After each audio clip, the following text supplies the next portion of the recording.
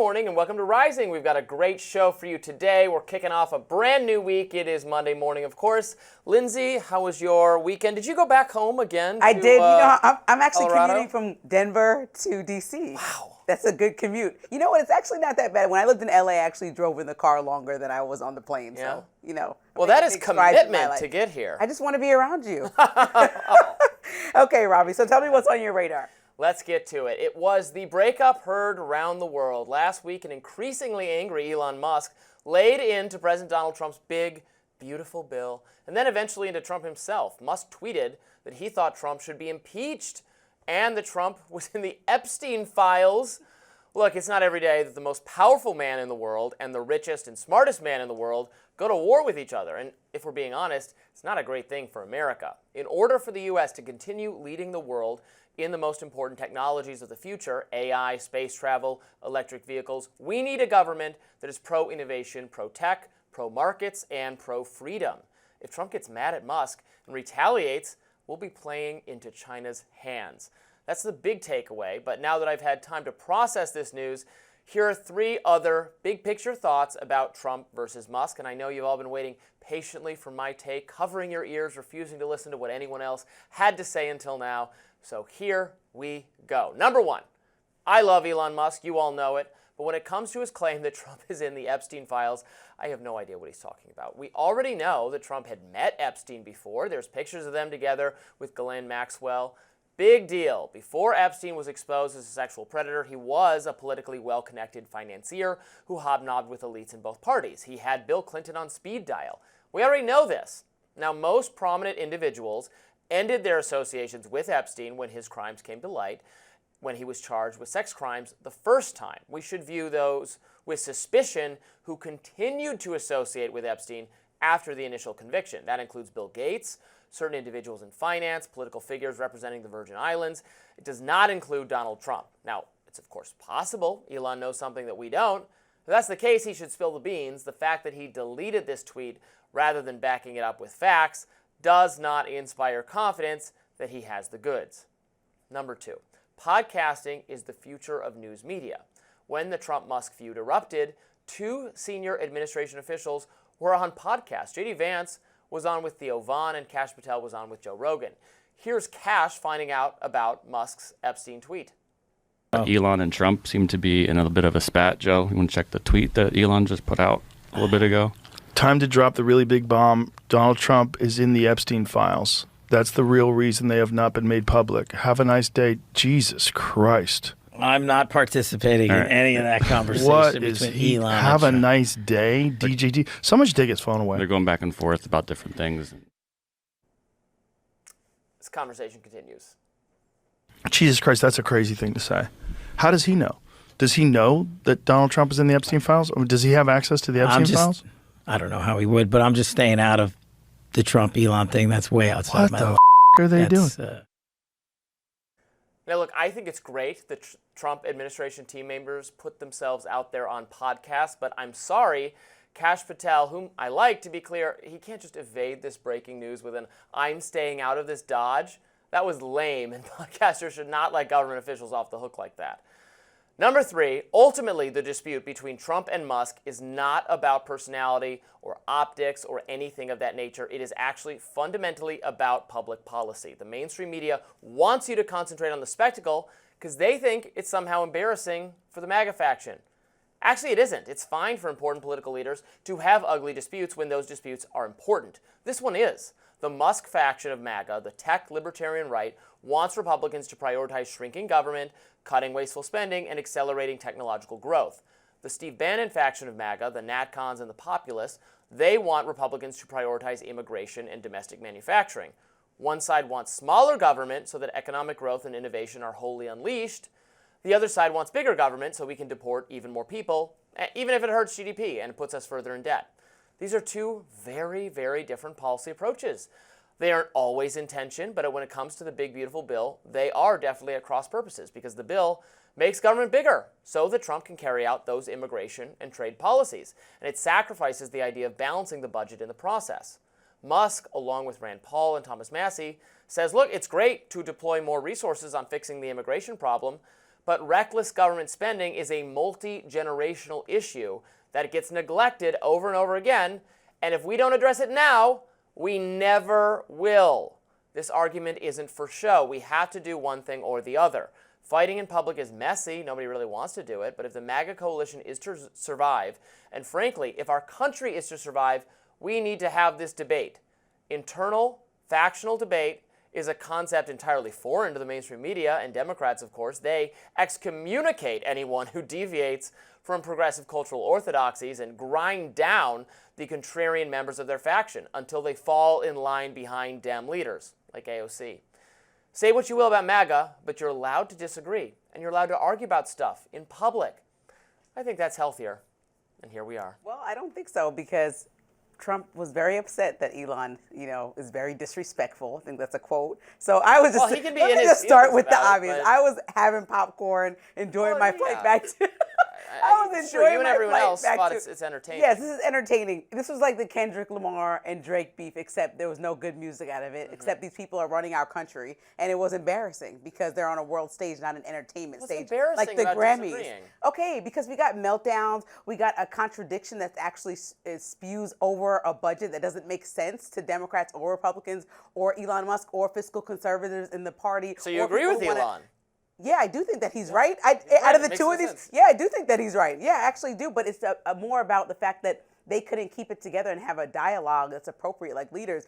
Trump knighted Elon Musk and put him in a position that no voter asked him to be in, and then got upset that nothing was done. Do you understand that Elon Musk's entire legacy is on the line? He came in and jumped into the government, and now he left with his tail tucked, with Tesla bombing in the stock market, with people protesting his company, with people all over the world that were affected by the aid that he cut, with people that in the U.S. that are upset with him because they lost jobs, federal workers that feel that their job was appropriate and necessary, and that Elon Musk had no real understanding of the work. He's done so much damage, and he's leaving because Trump asked him to do it and then switched Not nearly switched enough the game like deep, in it. It's like he's in the fourth quarter he decided on a new plan. It doesn't make any sense. And so I think that Elon Musk is just in the right in the situation. Maybe not by name calling. I never want to go down that route. But just the fact that he's so upset, it's like, well, you just are not making any sense. You put me in a position to accomplish something, and you're totally pulling back every single thing that I tried to accomplish when you asked me to expose some of the spending, but you want to spend more. And you missed the key part of that budget bill. It's about tax cuts more than anything else. It's about tax cuts. So that's the biggest thing, is that we don't have to do this right now. Well, the tax We don't cuts- have to actually have this bill on the table right now. Elon, Rand Paul, Thomas Massie, and myself, we all support the tax cuts. We want the big, beautiful bill split in two. We'll vote on taxes, absolutely. Vote for the taxes. Rand Paul has said, all good on that part of it. Yes, tax cuts make them permanent. More taxes, always better. More tax cuts, always I was better. like, excuse me? More taxes, always worse. More tax cuts, always better for everyone. It's great. The spending bill is a different matter. We need to decrease spending. And I'm sorry, Republicans, you got to be adults here. You got to either massively slash federal departments and fire a lot of federal workers, or you have to tackle entitlements, which nobody wants to do, or you got to touch defense spending. That's it. That's all the spending. But you got to do one of those three things, or you'll I never just want balance to the make budget. sure we're not skipping over the elephant in the room, because I know there are a lot of people on X, and I'm not going to say this represents the entire Republican Party, but there are people that look into conspiracy theories on a daily basis. Mm-hmm. So the fact that we're skipping over Elon Musk saying that he might know something regarding Trump and the Epstein files is not something that I'm going to acceptably say that I'm willing to say we're going to skip over, because no one else on all these podcasts that you're talking about, that everybody goes on and the Republican Party loves, they talk about stuff like this. They talk about Epstein. They talk about scandals that we might not know about. So this is something that's big news. Don't just brush it off inside of your read real quick. It's a Well, big I'm deal. not brushing it off. It's I don't a huge think. deal. I think he's not. I think what he means. I don't know what he means by Trump is in the Epstein files.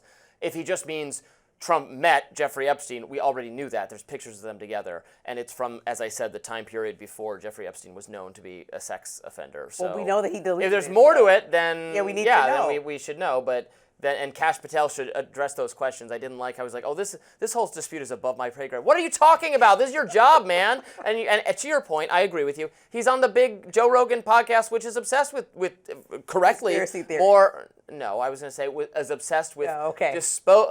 disclosure on the Epstein subject. So to brush it off at that juncture felt a little false to me. One other point, it is not about the electric vehicle mandates, the subsidies. Elon has said he doesn't need those subsidies. He doesn't want those subsidies. He doesn't think there will be subsidies for the fossil fuel industry either. We should get rid of all the subsidies. I agree with that, but it's not. I have so many things Trump about what this is actually are about. trying to make it about this. that they're taking away Elon subsidies. That is not what this is about. This is about a bill that does not deliver for the American people the cuts to government spending Republicans have ran on election cycle after election cycle my entire life that they can only deliver now and won't do it. We're going to keep talking about this, obviously.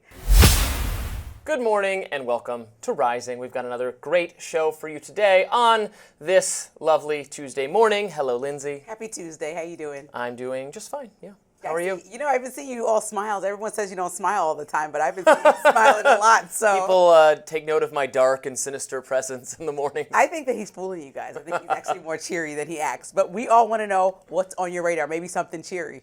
This would be cheery news if it happened. So I have an idea for Elon Musk. I hope he's listening. Join the Libertarian Party. Actually, don't just join it. Take it over entirely. Let me explain. Musk and Donald Trump seem to have entered some kind of détente following their big blow-up last week. The world's richest man is no longer tweeting constantly about Trump being on the Epstein client list or about how he feels betrayed over the big, beautiful bill, which will massively increase the deficit despite Republican promises to finally cut government spending. In fact, he spent the last several days tweeting about the LA riots and the importance of emerging AI technology and so on. Trump, for his part, is refusing to engage Elon with particular hostility. Trump recently told reporters he would be keeping the Tesla he bought from Musk, he would continue using Starlink, Musk's internet service, and that he wished Elon well. There was this New York Times report that he did not want to talk about, Elon Musk, that alleged that he, towards the end of his time in the White House, was blurring the lines between recreational use of drugs and medicinal. Do you think he ever had drugs here at the White House? I really don't know. I don't think so. I hope not. Look, I wish him well. You understand. We had a good relationship, and I just wish him well. Very well, actually. I try not to make political predictions, but it actually would not surprise me if if Trump and Elon did make up, or at the very least, if the Republican Party maintains a friendly enough connection to Elon so that the tech billionaire remains a financial backer of, say, Vice President J.D. Vance when he inevitably runs for president. But here's an alternative idea I'd like to plant in Musk's head, as he is currently party shopping. As a Libertarian Party member and voter, I would be thrilled, personally thrilled, to welcome Elon into the LP. And I suspect I wouldn't be alone. After all, the party is a natural fit for Elon, whose politics mostly seem to align with Rand Paul and Thomas Massie, the two most libertarian members of the GOP. Elon wants low taxes, lower spending, low regulation, and thinks the federal government's priorities should reflect that. Cut the deficit first, get our fiscal house in order, worry about the other stuff later. He also wants government regulations to be friendly to technological growth, is particularly motivated to prevent censorship on social media, and he thinks the federal response to the COVID-19 pandemic was authoritarian. These are all textbook libertarian issues. What's more, the current trajectory of the Libertarian Party makes it ideal for some new leadership, frankly. For years, the LP has been the nation's third or fourth largest political party, alongside the Greens. In 2016, LP nominee Gary Johnson did receive 4.5 million votes and about 3% of the national popular vote, a record at the time. In 2020, the LP received just about 1% of the national vote. In both those elections, the party did finish ahead of the Green Party. Behind the scenes, however, the party's gone through something of a transformation over the last two cycles. Johnson, the 2016 nominee, was perceived by some within the LP as too liberal and too mainstream, not based enough to attract contrarians and dissidents to the LP. In response, a faction calling itself the Mises Caucus formed and attempted to take control of the party. In 2022, they succeeded. Their strategy was podcast-focused. Find people who listen to things like Joe Rogan, like-minded independent thinkers, and draw them to the Libertarian Party.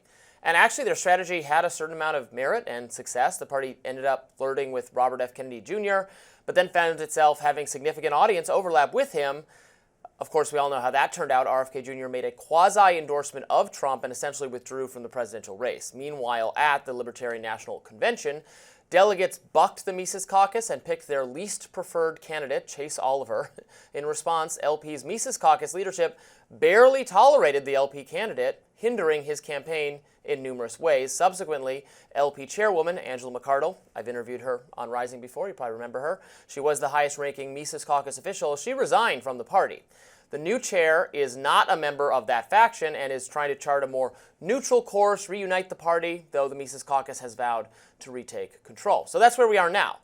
The LP could use some new people, some new leadership, some new direction, probably a new infusion of cash. If Elon Musk really wants to make Republicans sorry that they failed to live up to his expectations and cut government spending, but he quite rationally believes Democrats will never, ever, ever do better, ever, ever, ever, he might find he has most in common with the ticket that gets my vote every year, the Libertarians.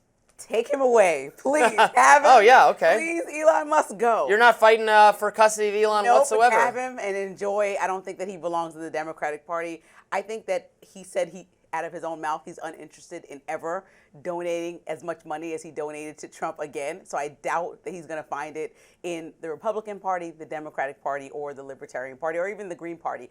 I just think that he left Washington so annoyed that all this disdain was placed on him and his businesses because of decisions that he actively discussed with President Trump, and it not going that way, that he has no interest in joining a party, let alone, I think, a party that is not really competing out of the top two, when it comes down to the presidential ticket. There's not like libertarian candidates ever been. 3% is nice and no disrespect at all. That's third place. I know, but come on. What he's going to do is successfully spend his fortune, let's say, on the Libertarian Party and then cause a wedge for some of the issues that may actually get through for conservatives that may want him in office. So what he will do is just take away some of those votes because, like you said, I think libertarians are in line with a lot of Elon Musk, who naturally, because of the last 5-6 months, are in line with President Trump and Republicans. So that's where they would come from. I don't think they would come from the Democratic Party. So I just think it would just cause a huge wedge in the midterms and then the major election.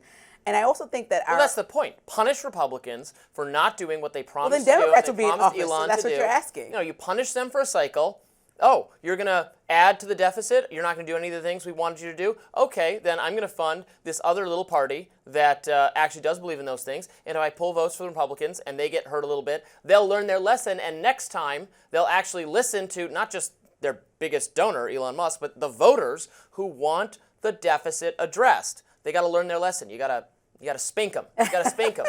I think that the underlying conditions of our politics right now make us uniquely vulnerable for a third party more than any other time, I think, in our history. And he said he wants to start a new party when he was in the middle of his beef with Trump. And I think he got a couple million likes on that. People were voting in the poll and saying, should he? So I think... But that's my point. Instead of starting a new party, there are these third parties already. And I would say, if he was a democratic socialist that was massively against markets and wanted much bigger government and was not happy with the Democrats, I would advise him to go to the Green Party. Absolutely, yes. Don't start a new party when there already is an infrastructure along those ideas. The libertarian ideas, there's a Libertarian Party. And as I said, it actually needs new leadership. It kind of had this big internal fight over what direction it should take. And so it's ripe for someone like Elon Musk to come in. We keep having these conversations about our young people over the two-party system. Mm-hmm. Where are people at with the two-party system? They're over it. I know, but even if they are, why do you think, I don't think people are as knowledgeable, and correct me if you think I'm wrong, about the Green or Libertarian parties as this mass should be. If there's this exodus that is happening in people's minds, I don't think they know exactly where to go after that. Well, it doesn't help that the mainstream media, which for decades has had a stranglehold on the discourse, ignores third parties to an unfathomable degree. They get no attention. Libertarians and Greens get no attention whatsoever from mainstream news organizations. It's appalling. They get a little bit of attention from independent podcast type things, from the new media ecosystem, which is good. The problem is when push comes to shove, our system is so designed to have two parties. It's not designed intentionally to have two parties, but the incentives are the first past the post, majority rules. In other governing systems, you have a bunch of third parties because if whatever party gets 3% of the vote, then they end up with 3% of the seats in the government. In our system, you can get 49% of the vote and get 0 seats in the government, right? So it encourages you to consolidate behind just one or the other. So unless reforms are made to our system, I don't ever expect a third party, as much as I would like it and support it, to do really, really well. But having a billionaire, highly motivated, someone who owns a social media site, one of the most important social media sites for pumping out political ideas, he could make a difference. So we'll have to see. Elon Musk, get with Robby, call him up.